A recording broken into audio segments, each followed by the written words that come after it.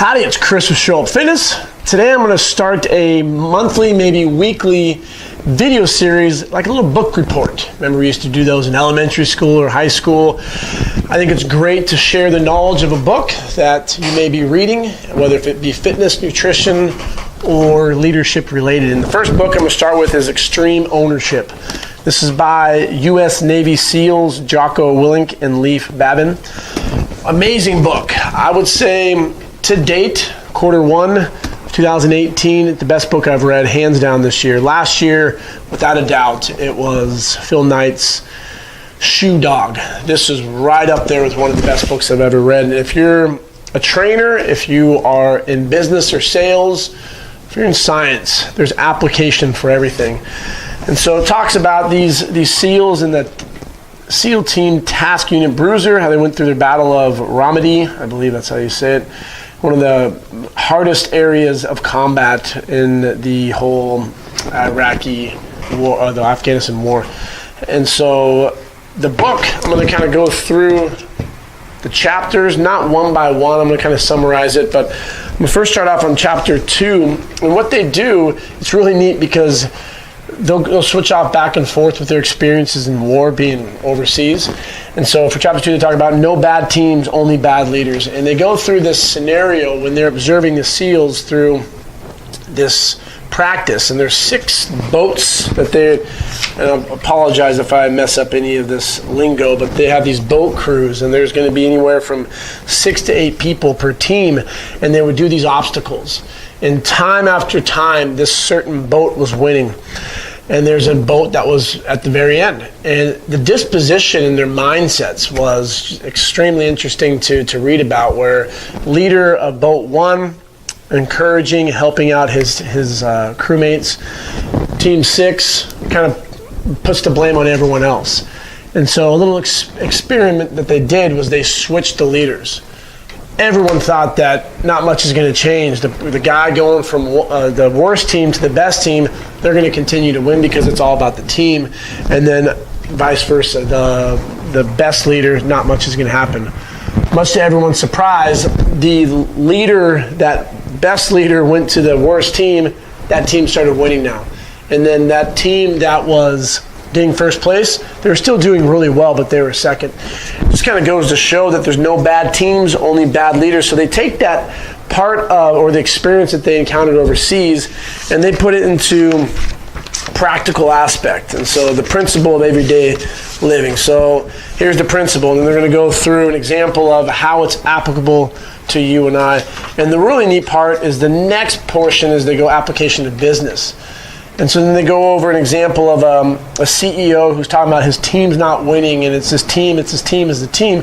And so many times today as a leader, you got to look at the mirror and point the blame at you first and see how you can become better to get your troops fired up.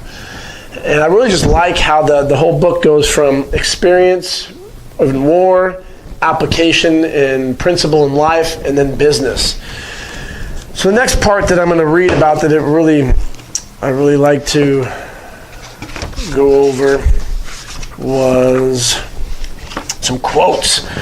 So in chapter 10 or so, it talks about, as a leader employing extreme ownership, if your team isn't doing what you need them to do, you first have to look at yourself. Rather than blame them for not seeing the strategic picture, you must figure out a way to better communicate it to them in terms that are simple, clear, concise, that they understand. That's what leading is all about. It talks about leading up the chain of command, and how so many times I see this in the personal training industry where people get mad at their bosses. Well, they tell me I can't wear my hat. Oh, they're on me. They're micromanaging. You have to realize that. Look at you as the employee. Look in the mirror, and why are they getting mad at you? Do you think they really want you to fail? Do they want the worst in you? No, they want you to succeed. They have rules coming up from the top, and so we got to marry the top to the bottom and find a happy ground where everyone's functioning on cylinders. And in the personal training world, especially in the corporate wellness, where you see Equinox as your coach, your 24s, trainers come in with unrealistic expectations. They think it's just going to be training Instagram models all day long from 8 to 5. They go home and they just make a ton of money. So far from the truth. What you're going to find is you're going to be taking really odd hours. You train when people don't train. That's the oath that all trainers take. So you're going to be, you train when your clients don't work. Yeah, there we go. So 5 a.m., I'm here at 6 a.m. at my gym right now, and there was a trainer here who's at 5. It's very common to have a 5, a 6, a 7, an 8, then a block, and maybe you come back for a 4, 5, 6, 7, 8. They're long days. There's anyone that tells you otherwise it's misleading.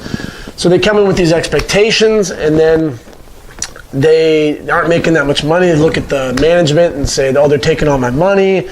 So that's just communication 101.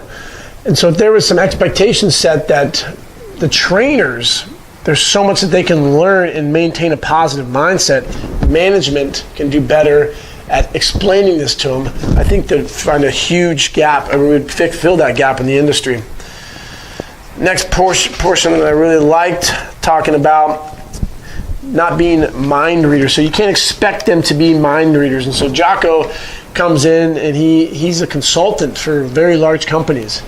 And so he kind of sees it from a third party's perspective. And management CEOs will say, you know, I laid out a bunch of rules, no one's getting them. And then Jocko will say, well, you can't expect to read their minds. You got to make sure they understand what you are presenting to them. And more times than not, it just comes down to communications. I really like how Jocko would do that. The major factors to be aware of when leading up and down the chain of command are these. Take responsibility for leading everyone in your world, subordinates and superiors alike. If someone isn't doing what you need or want them to do, look in the mirror first and determine what you can do to do this better. Don't ask your leader what you should do. Tell them what you are going to do. I freaking love that. It's such a great quote. I tell students when they go through and they intern and they go to gyms out there, Equinoxes, don't go up to your boss and say, I need clients. Figure out a way how you can get clients and present them with a plan.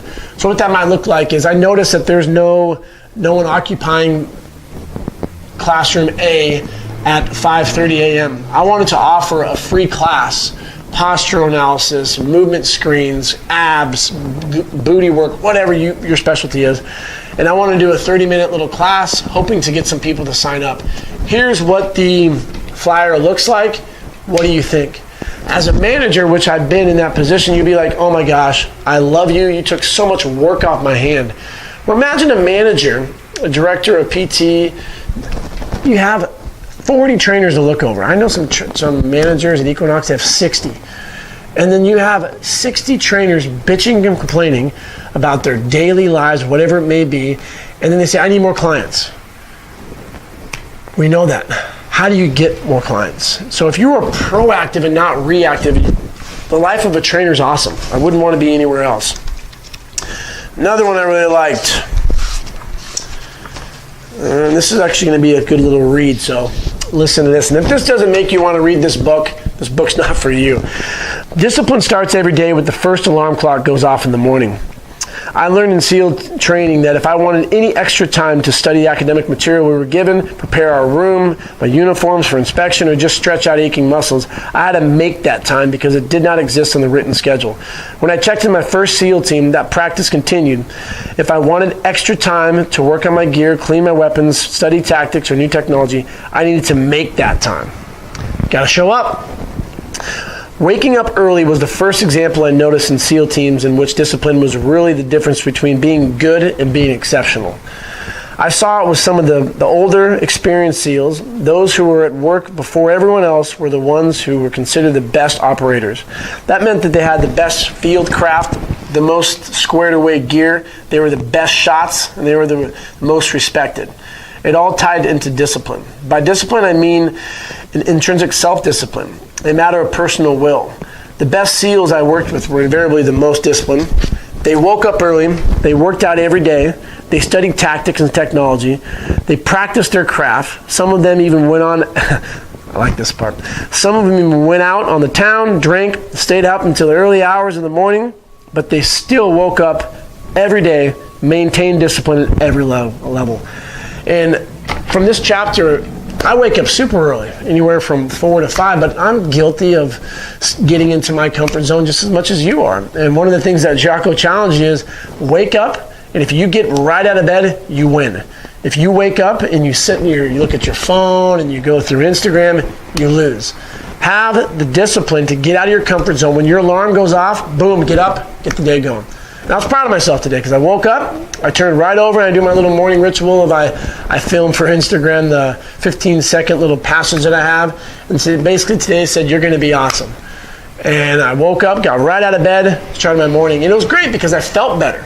Where normally, it's so easy to stick in your mind, oh, I don't want to wake up, it's cold outside, whatever it's going to be.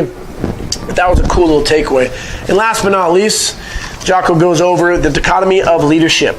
A good leader must be confident, but not cocky. Courageous, not foolhardily. Competitive, but a gracious loser. Attentive to details, but not obsessed by them. Strong, but have endurance. A leader, not a follower. Humble, not passive. Aggressive, not overbearing. Quiet, but not silent. Calm, but not robotic. Logical, but not devoid of emotions. Close with the troops, but not so close that one becomes more important than another or more important than the good of the team. Not so close that they forget who's in charge. Able to execute extreme ownership while exercising decentralized command. A good leader has nothing to prove, but everything to prove. This book, I challenged myself to read in 7 days. I read it in 10. I highly suggest Extreme Leadership. It's for all walks of life. If you have any kids in high school, give this to them. If you are in sales, if you're trying to be an actor, whatever, this book is for you. Give it a shot.